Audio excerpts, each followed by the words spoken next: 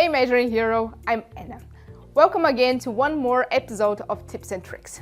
As you know, this year in October, we've welcomed a new product in our software portfolio. For sure, I'm talking about ZEISS Connected Quality. Connected Quality is all about data. And today I'm going to show you some very new functionalities that you're going to like in our product. Let's get to it. The first tip that I would like to show you is related to the projects within Connected Quality, but most specifically within Connected Inspection. For this, I'll move from the landing page to the projects area. As you see here, I have the possibility to upload either a general use case or a ZEISS Calypso or a ZEISS Inspect project. And the cool thing is I don't need to tell beforehand what kind of project am I uploading, because Connected Inspection is able to recognize that at once. Let's see how it works. So I will create a new project and upload, in this case, a Calypso inspection plan. Now you see the project name was recognized automatically. I need to enter maybe a material number and some other information, and then I can create the project. And once that I move back to the project area, you see that it was automatically recognized as a ZEISS Calypso project. So the second tip that I would like to show you is related to the measuring results.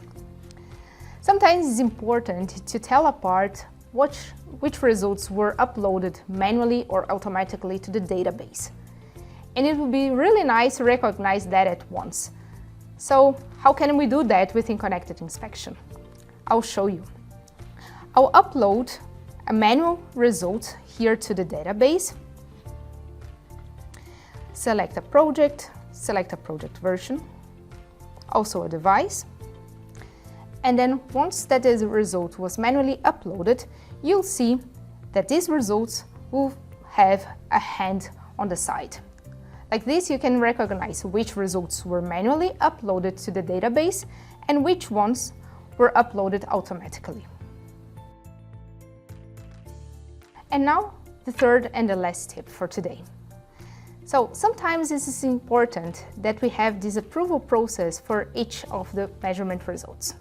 But if I am measuring a pallet, it can be a really tough job. So for approving a measurement result, I can go in which report and make this approval process one by one. If I'm measuring a pallet, however, then I will need to do that maybe for 10 work pieces or 20 or even 50. So it will take a long time. We have, however, a very nice functionality that enables me to select more than one report and make a batch approval for all of them at once. So now you see I have 3 reports confirmed, and now the approval is there for all of them at once. So Measuring Hero, I hope you have enjoyed this episode of Tips and Tricks. Make sure to subscribe and see you next time. Bye bye!